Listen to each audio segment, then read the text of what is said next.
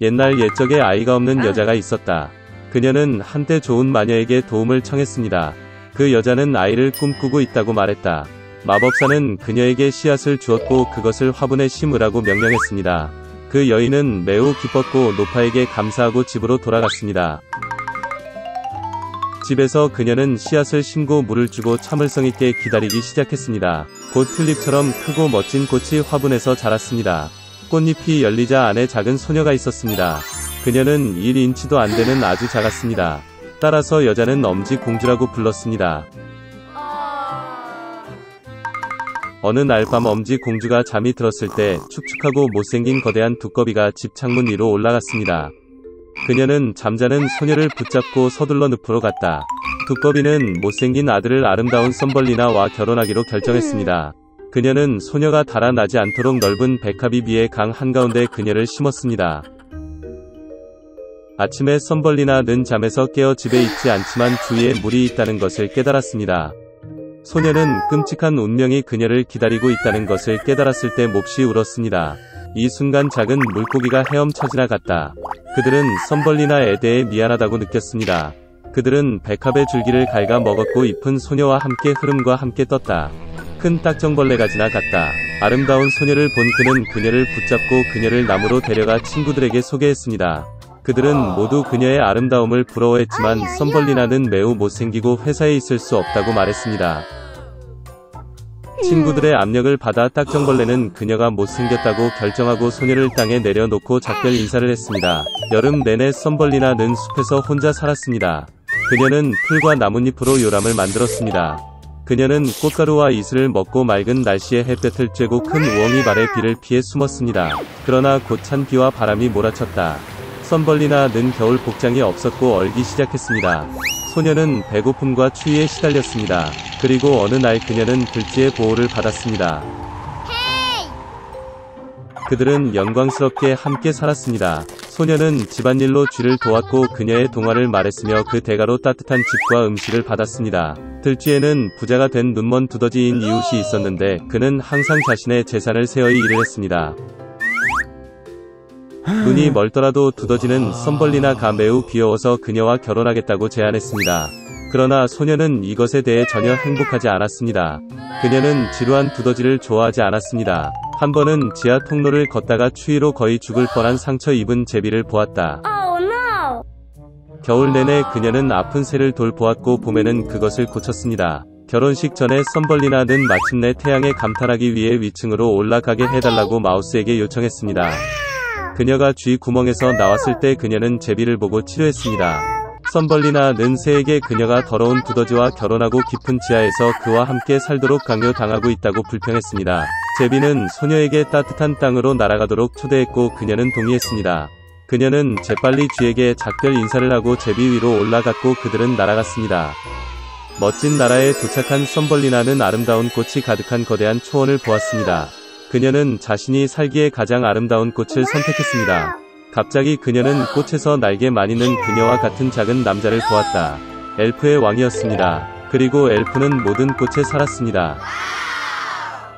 아름다운 엘프는 자신만큼 작고 아름다운 소녀를 본 적이 없습니다. 그는 즉시 썸벌리나와 사랑에 빠졌고 그녀를 그의 아내, 즉 엘프의 여왕이자 꽃의 여왕이 되도록 초대했습니다. 그녀의 모든 모험 끝에 소녀는 매력적인 왕자의 제안을 듣고 기뻤습니다. 그녀는 행복하게 동의했습니다. 엘프는 엄지공주를 손으로 잡았고 동시에 두 개의 날개가 그녀 뒤에 나타났습니다. 이제 그녀는 엘프의 여왕이 되었습니다. 그 이후로 그들은 행복하게 살았습니다. 옛날 옛적에 어린 소녀가 있었다.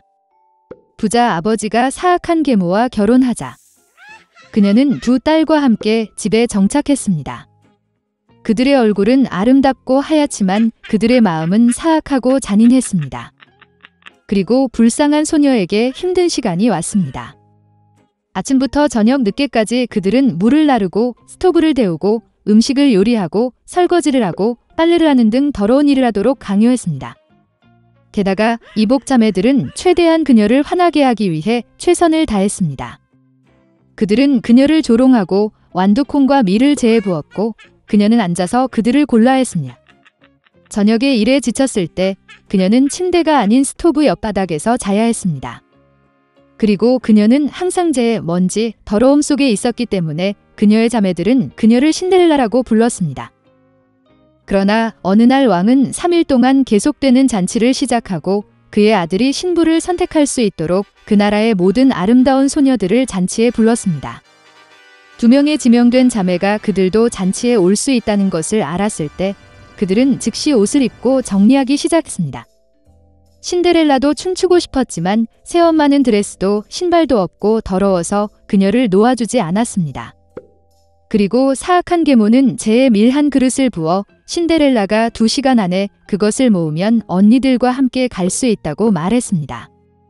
신데렐라는 정원으로 나가서 울었다. 그리고 나서 2마리의 흰 비둘기가 날아와 다른 새 무리가 뒤를 이었습니다. 그들은 재를 휩쓸고 쪼개기 시작했고 그래서 그들은 그릇에 있는 모든 곡물을 선택했습니다. 1시간도 채 안 되어 일을 마치고 모두가 돌아왔습니다. 신데렐라는 계모에게 그릇을 가져와서 잔치에 갈 수 있다고 생각하면서 기뻐하기 시작했습니다. 그러나 그녀의 계모는 어쨌든 그녀를 들여보내지 않을 것입니다. 그녀는 신데렐라에게 등을 돌리고 딸과 함께 공을 향해 달려갔다. 집에 아무도 없을 때 신데렐라는 바닥에 앉아 슬픔에 잠겼다. 그리고 나서 2마리의 흰 비둘기가 날아와서 다른 새 무리가 날아와 드레스와 신발을 벗었습니다. 그녀는 빨리 드레스를 입고 신부에게 왔습니다. 그들은 그녀의 이복 누이와 계모를 보았고 그것이 이상한 공주일 것이라고 생각했습니다. 그녀는 황금빛 드레스를 입고 너무 아름다웠습니다. 그들이 신데렐라라는 사실은 결코 생각하지 못했습니다. 왕자는 그녀를 만나러 나와 그녀의 손을 잡고 춤을 추기 시작했습니다. 그리고 그는 신데렐라를 너무 좋아해서 다른 여자와 춤추고 싶지 않았습니다. 그녀는 저녁까지 춤을 추고 집으로 돌아가려고 했지만 왕자는 그녀를 배웅해달라고 요청했습니다. 그는 이것이 누구의 아름다운 소녀이고 그녀가 사는 곳을 알고 싶었습니다. 그러나 신데렐라는 그에게서 도망쳐 비둘기장 위로 올라갔습니다. 왕자는 비둘기장을 파괴하라고 명령했지만 그 안에 아무도 없었습니다. 그리고 가까운 곳에서 그는 그의 아름다운 낯선 사람을 찾을 수 없었습니다. 아무도 신데렐라가 그녀를 집으로 데려간 비둘기에 의해 구출되었다는 것을 짐작할 수 없었습니다. 왕자는 화가 나서 고개를 숙이고 궁전으로 갔다. 그리고 갑자기 그는 신발을 보고 그것을 들어 올렸습니다. 그것은 너무 작고 우아하고 순금으로 가득 차 있었습니다. 왕자는 신데렐라가 도망쳤을 때 왼발의 신발이 계단 중 하나에 남아있다고 생각했습니다. 왕자는 기뻐했고 이 신발의 여주인과 신발이 어울리는 사람을 찾으라고 명령했습니다. 그는 그 신발과 결혼할 것입니다. 부모는 무도회에서 돌아왔고 신데렐라가 제 위에 셔츠를 입고 잠들어 있고 난로 옆에 희미한 불빛이 켜져 있는 것을 보았습니다. 2 자매는 내일 금색 구두를 입을 만큼 운이 좋기를 바라면서 방으로 갔다. 다음 날 왕자는 집에 와서 장래의 아내의 신발을 신어보고 싶은 사람은 모두 나와야 한다고 말했다. 2 자매가 나왔고 계모는 신데렐라를 집에 가두고 그녀를 내보내지 않았습니다. 언니는 작은 신발을 입었습니다. 여동생이 입어보았습니다. 신발이 좋습니다. 왕자는 곧 떠날 뻔했지만 신데렐라는 창밖으로 나와 그에게 달려갔다. 그리고 그녀는 신발을 신었고 그것은 그녀에게 딱 맞았습니다. 왕자는 그녀의 눈을 들여다보았고 그가 춤을 추는 아주 아름다운 소녀를 그녀에게서 알아차렸습니다. 그는 신데렐라를 데리고 그녀를 말에 태우고 그녀와 결혼식을 하기 위해 탔습니다. 그리고 그는 자매들과 계모들에게 그들의 집에 갇히고 결코 그곳에서 내보내지 말라고 명령했습니다. 이것이 그들이 악의와 속임수로 처벌받은 방법입니다.